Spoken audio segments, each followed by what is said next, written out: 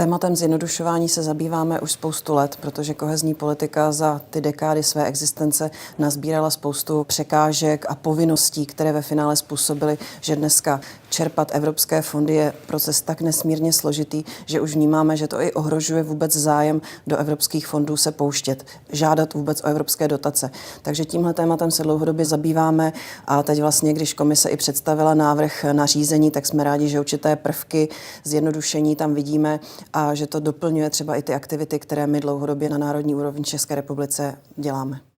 Určitě je to krok správným směrem. Z našeho pohledu je ta největší zátěž v oblasti výběru projektů, jejich hodnocení či monitorování.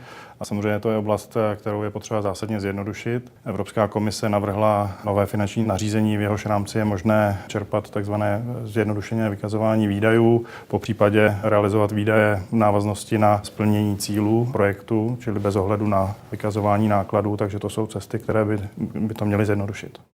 Máme za sebou teď poměrně náročné vyhodnocení. V průběhu léta jsme komunikovali s více než 2 desítkami tisíc žadatelů, příjemců, kteří mají už za sebou zkušenost s evropskými fondy a ta odezva, ta návratnost, která musím říct, že je v řádu téměř 3,5 tisíce, což je poměrně vysoké číslo a nás to velmi těší, tak ukazuje, že řada věcí se už povedla.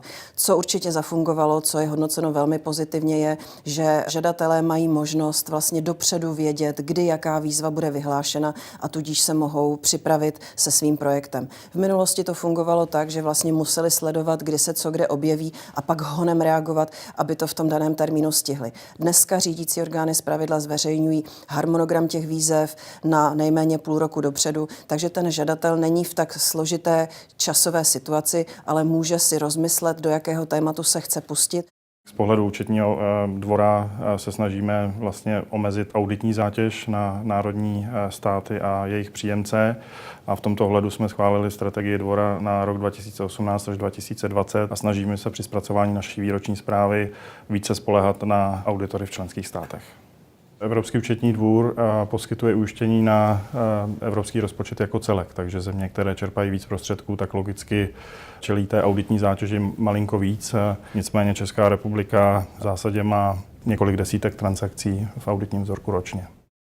Pořád nás trápí takové ty administrativní věci. Podařilo se ve většině procesů zavést lhůty na obou stranách. V minulosti vesměs pouze příjemci byli zatíženi tím, že do nějakého času musí něco splnit, ale už ta povinnost nebyla i z té druhé strany, že i ta druhá strana musí v nějaké době reagovat. Podařilo se zavést lhůty, nicméně ne vždycky se daří ty lhůty naplňovat, anebo leckdy jsou stále ty termíny příliš dlouhé, takže na tohle je třeba oblast, na kterou bychom se určitě chtěli zaměřit.